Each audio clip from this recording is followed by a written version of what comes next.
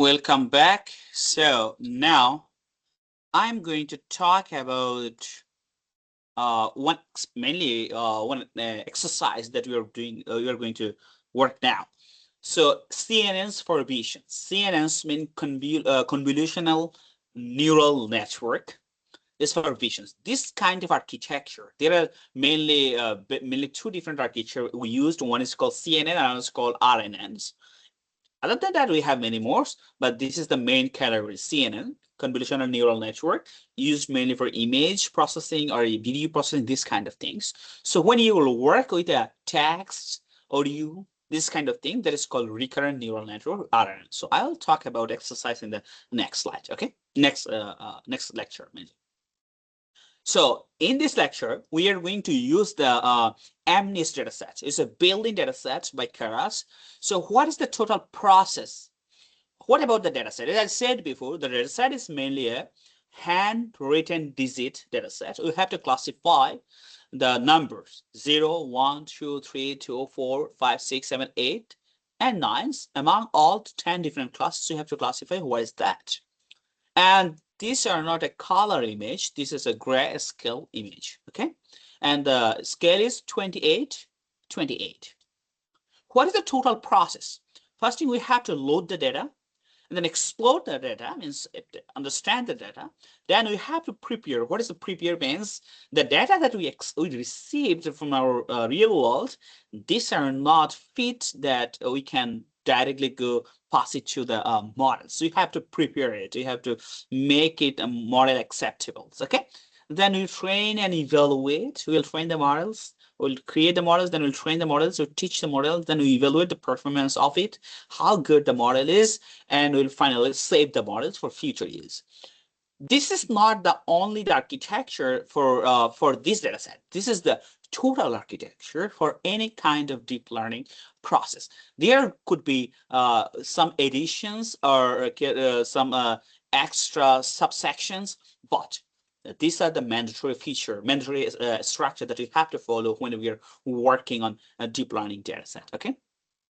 First thing, we have to load and explore the data set. Okay. What is the, as I said that we have already in the MNIST, we have already in the Keras, we have already data set, MNIST data set. What we did, X-train, Y trains, we splitted the data set in already in the code. We don't have to upload and take the data set .csv, something like that. No, we can directly call the functions and it will give us the data set. So that's why we here you see we train, Y train, X test, where they split that training and testing. Then we see MNIST.load data. Here you see from the package TensorFlow Keras datasets, from the dataset package we are importing MNIST dataset. Okay, so now here we are loading the data set. Now we are exploring that how the shape of the data set. Here you see xtrain.shape. As I said before, the data set for training is 60,000. Here you see when I say the xtrain.shape, it shows me 60,000 and the scale is 28 by 28. Why this project is important? Why handwriting recognition is heard? Sometimes, you know, I write the handwriting, my handwriting is different than you. Sometimes I write 3, maybe you seems, oh, it is maybe 9, but I consider this is 3. Similar thing for other handwriting also. So that's why it's really hard to predict even what is that. So that's why when we are doing to analyze a very big handwriting, it's very big data. So you have to train a big models based on different handwritings that models can predict accurately. Okay. Now we have to prepare the data set.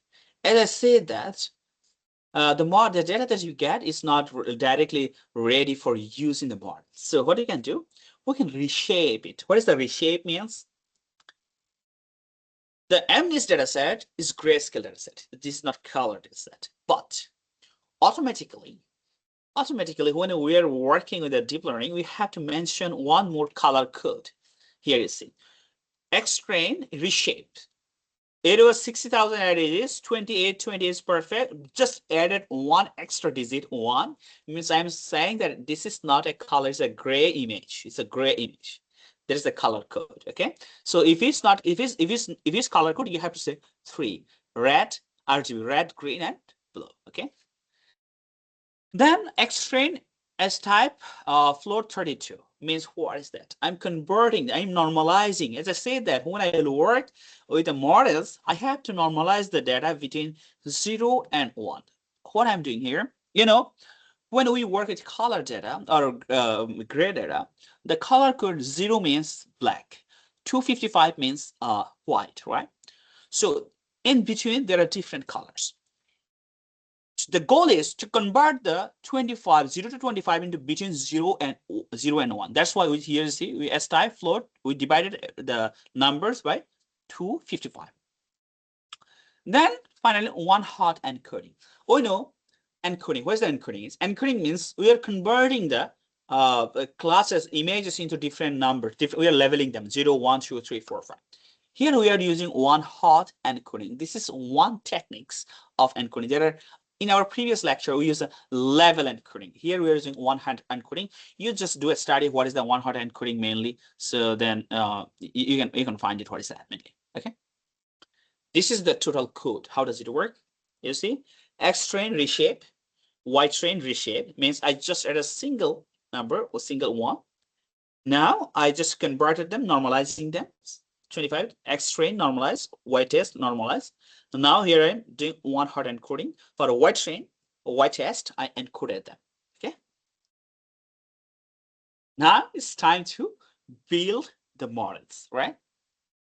So when we are working on this image or deep learning architecture, we can create the models by ourselves. We can add some layer on it. We can add, we can remove some layer from there. Means we have options to add the layers, to delete the layers, to modify the layers, change the parameters. So it has a flexibility for that. Here you see. I'm not going to explain deep dive on the what is the convolution 2D, what is the max pooling. This demand different lecture. Okay. So here you see, first I have the input, as I said, I have the input 28 once. Then I pass the input, one architecture, one layer, convolution 2D. In the convolution 2D, you see, I am adding 64 filters, 3 kernels, and ReLU activation function. I said about the activation function. What is that? Kernels. So for 64 filters, I'm not going to briefly explain that. These are the parameters that we use in the convolutions. And then we use another layer, that's max pooling 2D. Again, I use the convolution on 2D, max pooling, flatten, dense, and final dense output. Here you see, this is the total code architecture for that. Okay. Here you see, convolution on 2D, 64. You can change the parameters. This is 64. You can change any numbers. You can say it's 128, or 32, something like that. Kernel size, you can say 22 or 33 or 44. You can change that. Activations, mostly we use ReLU. We can use another activation function, or is a Riki ReLU. We had and many more activation functions, but mostly we use the ReLU. Okay. Input shape, this is common. You can change it. This is input shape. Okay. Then max pooling, you can also reshape that max pooling. Here a convolution of 2D, here you can change that. Finally, this is the dense final one. This is called the final output layer, dense 10. Here you see 10. Because I have 10 different classes, that's why this is 10. You cannot change. If you change, you'll not get the right output because you have 10 different classes, so you have to say 10 different class. And for final output layers, we use the activation function softmax only for final predicted output, final output. Okay, so if you just call that, this is total model architecture that we created now it is ready to train our models. We develop the models. Now it's ready to develop the to run the models. Here you see CNN.summary. If you just see that, it will give you the total parameters, number of total parameters, number of total layers that you are using for this model. Okay. Now it's time to train the models. It's time to train the models. Compile and training the CNN. Here you see. For that, I call CNN.compile, and I use the optimizer, Adam optimizer. And loss to calculate the loss, I use the categorical cross entropy. And metrics, I'm going to calculate the accuracy only. These are kind of mandatory parameters that you have to use, but these are not only the optimizer or loss functions that you can use. There are many more. This you have to do a summer study. Honestly, the deep learning itself demand a class, means a separate course, but I have to take in one single lecture. So I have to skip many things. Sorry for that. So then I added the things here, optimizer, loss, matrices, and then finally I'm feeding the train more means the input on that. How does it work? Then I call CNN.fit. Instead that I pass X train means the input, Y train means the output, because I'm training based on input, what is the output? And epochs. What is the epochs means? How many times it will run the models. Means I see the back propagation, right? What is the back propagation? So when you'll see the loss, there's a loss, it will go back.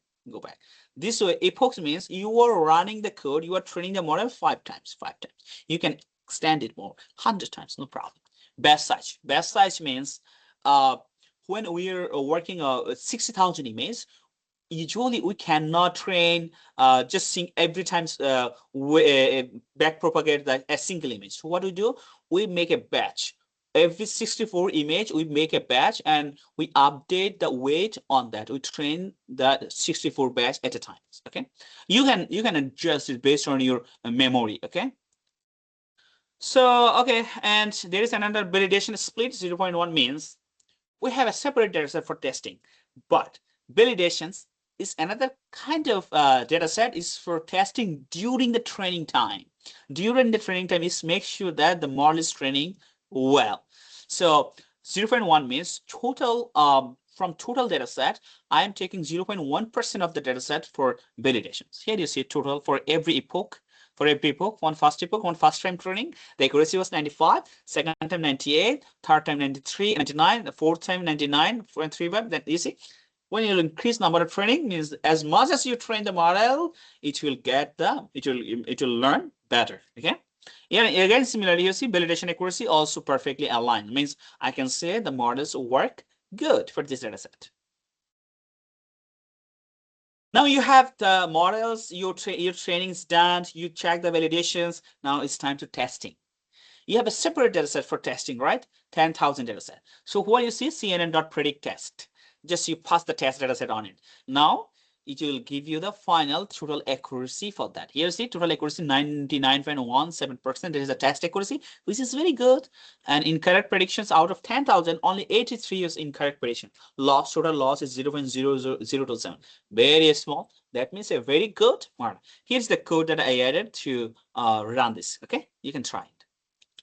Save the models. As I said that, you can save the model, right? For future use. So how can you save the model? CNN.save. And you can give any name of that .h file. You have to mention the h file. Usually this is the process. It's called HDF5 format, one format to save the deep learning model. So you can save the models here. Okay. Finally, tensor. What is a TensorBoard dashboard? What does the dashboard mean? You know that in a car we have a dashboard. What did it say? Yeah, what is the fuel now? What is the temperature there? What is the mileage of my car? And many more, right? So the dashboard also say the same thing.